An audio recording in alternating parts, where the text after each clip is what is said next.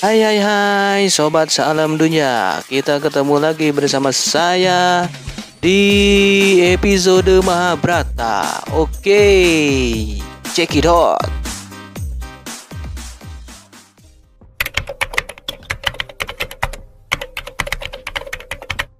Di episode sebelumnya, Raja Anggakarna yang mengantar Pancali ke Indraprastha harus berhadapan langsung dengan para Pandawa yang sedang marah dan bergegas akan ke Hastinapura untuk membebaskan ibu mereka. Ketegangan terjadi antara Karna yang mengangkat senjata, begitupun para Pandawa yang sama-sama emosi dengan mengangkat senjata. Namun, untungnya Basudewa mampu melerai ketegangan ini. Sementara Sangkuni dengan ribuan akal busuknya mulai bersekutu dengan Raja Ular Tatsaka untuk mencuri semua sapi yang sedang menuju Indraprastha. Arjuna yang tahu persis bahwa hilangnya semua sapi ada campur tangan dari Sangkuni. Oleh karena itu, ia bertekad akan menyerang Tatsaka dan mengambil busur yang ada di kamar Pancali. Dan hal itu jelas merupakan pelanggaran terhadap sumpah yang telah ia ucapkan di pernikahannya bersama Pancali. Yuk sama-sama mulai pada alur Mahabharata episode 130.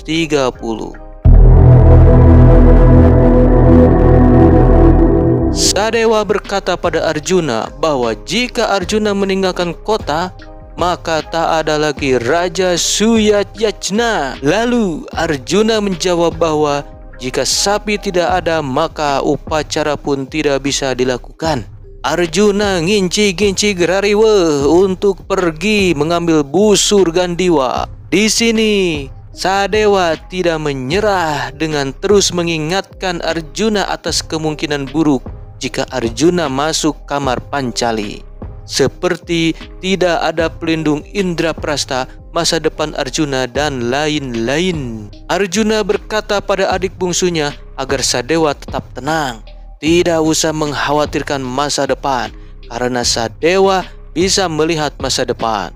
Sadewa menjawab jika dirinya tidak bisa melihat masa depan dan tak seorang pun mampu melihat masa depan. Namun dirinya punya firasat buruk terhadap Indraprastha. Oleh karena itu, Indraprastha butuh perlindungan Arjuna, dan Sadewalah yang akan mengejar sapi-sapi tersebut. Kau bahkan tidak punya senjata yang diberikan dewa. Arjuna melarang Sadewa karena Tatsaka sangatlah berbahaya. Sedangkan Sadewa tidak satupun memiliki senjata pemberian para dewa yang mampu menandingi Tatsaka. Hanya Arjunalah yang mampu melakukannya. Dengan demikian, maka Raja Suyatyajna bisa dilakukan dan Yudhistira bisa segera resmi menjadi raja yang mandiri. Tapi kita itu satu, Sadewa. Sadewa tetap melarang Arjuna masuk kamar Pancali, dan ia menawarkan diri agar Sadewa saja yang masuk kamar dan nantinya Sadewa yang akan mendapat hukuman. Namun Arjuna tak menginginkannya karena sangat berbahaya jika si bungsu yang akan pergi ke pengasingan selama bertahun-tahun. Dari itu maka Arjuna memutuskan biarlah dirinya yang akan masuk kamar Pancali dan menerima semua resikonya. Kakak yang baik gitu ya. Sementara Yudhistira sendiri terlihat sedang bermain dadu bersama Pancali di kamar mereka. Tiba-tiba datanglah Arjuna yang masuk kamar tanpa punten assalamualaikum, tanpa permisi, bahkan tanpa ngaliek oge. Arjuna ngincik menuju tempat busur Gandiwa disimpan, dan setelah mengambilnya Arjuna pun pergi, yang membuat Yudhistira berserta Pancali uluha uluha melihatnya. Pancali bertanya pada Yudhistira terkait apa yang sebenarnya terjadi pada Arjuna sampai Arjuna berani melanggar sumpahnya. Tiba-tiba terdengar suara kuda. Kucing eta mah. Eta benar. Dan spontan Yudhistira pun keluar kamar untuk mencari tahu apa yang sedang terjadi. Melihat Arjuna naik kuda, Yudhistira bertanya pada Sadewa. Lalu Sadewa menjelaskan semua yang terjadi termasuk permintaan Arjuna agar Nakula membawa pasukan untuk menyelamatkan para prajurit. Selain itu, ia juga menyampaikan agar Bima membuat pertahanan dalam kota. Bima, aku ikut denganmu. Arjuna sendiri telah sampai di sebuah hutan. Telinganya mendengar ada banyak suara sapi, namun ia tak melihat keberadaan sapi-sapi tersebut. Arjuna melepaskan anak panah dan tepat mengenai portal goib yang Tatsaka buat. Secara mengejutkan, tiba-tiba semua sapi mulai terlihat setelah penghalangnya Arjuna hancurkan. Arjuna mulai turun dari kuda, kemudian melangkah ke tengah kumpulan para sapi. Tiba-tiba Arjuna mendengar suara, dan itu adalah Tatsaka yang nyurungkui datang dari dalam tanah. Dengan sigap Arjuna lari, diiringi lagi Asma Barata yang tak bisa ditampilkan dalam spoiler karena pasti akan klaim hak cipta.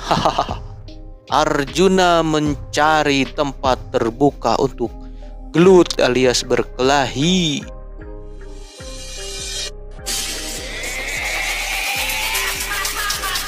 Sebelum Arjuna berkata, Tatsuka sudah muncul dan langsung menyerang Arjuna secara membagong buta.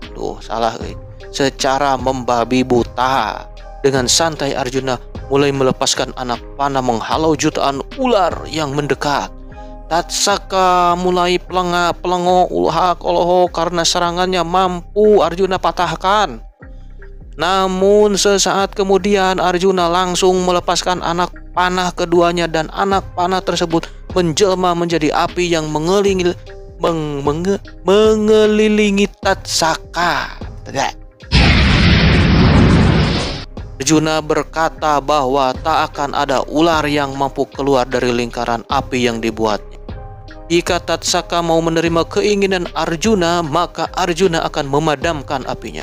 Dengan sombong, Tatsaka tak akan mengabulkannya. Bahkan Tatsaka meminta agar Arjuna membunuhnya saja daripada harus menuruti keinginan Arjuna. Panah saja aku. Arjuna berkata, jika dia tak akan membunuh Tatsaka karena sudah berjanji tak akan membunuh para ular. Namun jika Tatsaka tak mau menyerah atau menerima kekalahan, maka Arjuna akan tetap melawan Tatsaka. Karena tak ada pilihan, Tatsaka berkata jika dirinya akan menerima kesalahan untuk saat itu dan akan membiarkan Arjuna membawa semua sapi. Namun permusuhan mereka akan tetap berlanjut.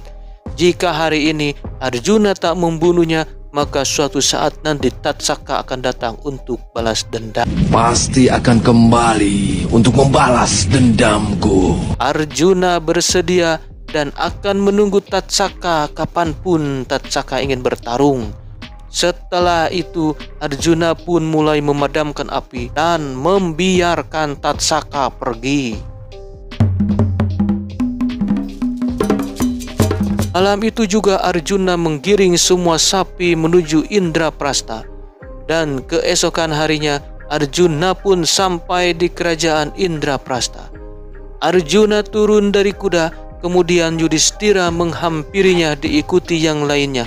Arjuna memberi hormat pada kakaknya, lalu ia berkata bahwa mereka semua telah bersumpah untuk tidak masuk kamar Pancali tanpa izin. Oleh karena itu, maka dirinya harus pergi melaksanakan hukumannya. Maka aku harus pergi dari sini sekarang. Yudhistira berkata jika dirinya adalah anak tertua Raja Pandu, namun nama Arjuna lah yang pahlawan Pandawa. Selalu akan dihargai Arjuna. Arjuna mulai menghampiri Bima yang berbadan paling besar, namun tak mampu menyembunyikan kesedihan. Melau, gede-gedenya.